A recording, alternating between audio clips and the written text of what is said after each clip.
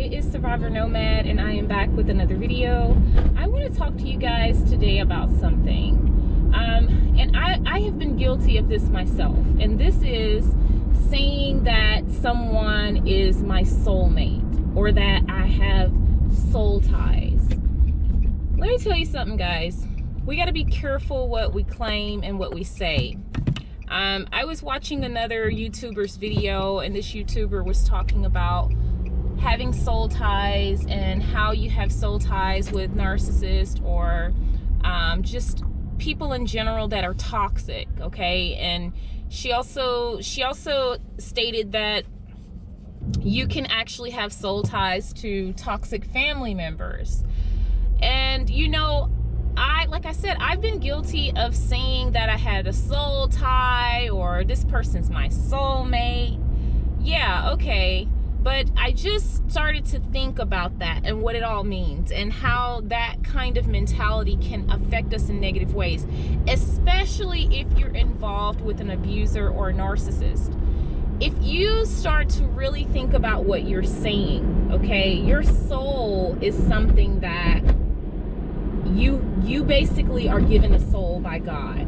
That's my understanding of it as a Christian, okay? And if you're starting to associate that gift from God with a toxic or abusive person, think about us for a second what we're doing when we do that. All right? We're attributing God-like qualities to a person. A narcissist or an abuser does not possess the ability to tie themselves to your soul. And I know some people are just saying it, but we have to be careful what we're saying because our words have power, right? So we cannot attribute God-like qualities to an abuser, to a narcissist, to anybody. And this may be the very reason why some of us are in the situations that we're in with these people, guys. I don't want to go too deep into this because I'm not a theologian. I by no means am an expert of the Bible or spirituality or any of that stuff. But what I am an expert at is abuse. I'm an expert at that because I've experienced it, I've gone through it, and I've studied it extensively. And I've also studied personality disorders, and I've studied mental health disorders. I've studied these things extensively. And I'm not talking about just for a degree. I'm talking about it's something that I've been obsessed with my entire life. I've put in hours upon hours studying this stuff for fun. When you go home and watch TV, think about this for a second. I would go home and read about these disorders and learn and research them. And I've been doing that for years before I got any degrees or anything. I was doing that because that is my passion. That's what I love. That's what I'm passionate about. So I spend a lot of my time doing it. But anyway, I'm kind of diverting here. My point is this. When you start to mentally wrap yourself up in an idea, when you start to mentally take ownership of a certain idea, it becomes who you are. You embody that and you live in it.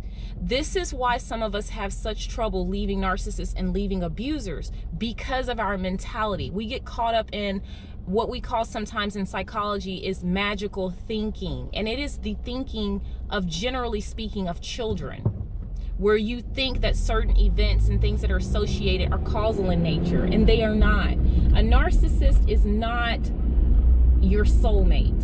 An abuser is not your soulmate. The only soulmate you have is God. The only person that can be connected to you in that way is God. That's the only person that should get credit for that at all. We have to be careful what we give power, guys. And when you start to think in people in those type of big black and white terms, then you begin to hold on to them in irrational situations. For example, oh, he's my soulmate. He or she is my soulmate. Then therefore, I should excuse certain things that they do because this person is binded to my soul, meaning that regardless of anything, I'm binded to them. Do you know how that can keep you in a very dangerous situation? That can keep you in a very dangerous place for far longer than you should be, or maybe even forever, because you're thinking about this person in such permanent and irrevocable terms. That is not true. The only person that should have that kind of permanent and irrevocable presence in your life is your creator. Nobody else should have that position. And you know, it's unfortunate that in society we're made to believe that these things are okay and that, you know, it's not a big deal. Well, it is a big deal. It is a big deal because your words have power and they affect how you feel about certain things.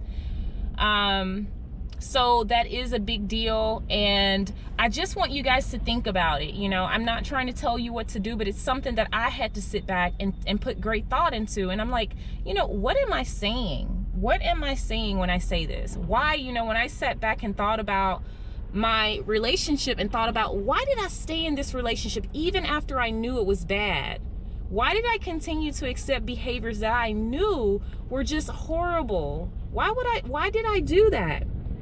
And so you do a lot of metacognition and you start thinking about how you're learning and thinking about why you're doing what causes the behaviors that you're displaying, right? And when you really get to the bottom of that, a lot of it is grounded in irrational thinking. It's grounded in your thought processes. It's grounded in the things you tell yourself.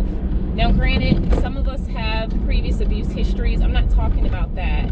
That can affect the decisions you make as well. I'm simply talking about thought processes and the way we think about things and how we categorize them. So seeing that someone is your soulmate or that you have soul ties to that person is giving them a lot of power that they do not possess. And if you are giving them that power, they should not possess that power.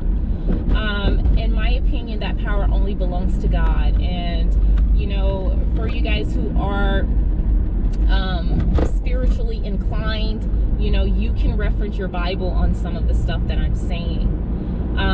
And you can look it up and you can see that in Genesis 2:7, I think it is, that is where God breathed the breath of life into us, and it says that we became a living soul. Please, guys, think about that for a second. Think about that. God breathed life into you and you became a living soul. That sounds like, to me, God gave you a gift that is only between you and him. One other thing that I thought about too was that each individual has their own individual soul that's given to them by God. So how can you be soul tied to anybody? Every single person has a unique soul given to them by God. So how are you soul tied? The soul is not in the natural realm. We're not soul tied to anybody. We're not soul mates of anybody. You may be a helpmate of somebody. You may be a partner of somebody, but you're not a soul mate. You know, you're just not. You're only soul mated to your creator. And so we just have to think about that and take it into consideration and just be careful of the thoughts that you're feeding yourself. Feed yourself positive thoughts, loving, kind thoughts. Don't have these irrational beliefs that you are tied to an individual forever. This is what leads people to this kind of black and white thinking leads people to believe that there's no way out of problems. It leads people to believe that, oh, I can't live without you. And you know where I'm going with this, guys. These types of mentalities never end up having good endings. They never end up having good endings. Because anytime you believe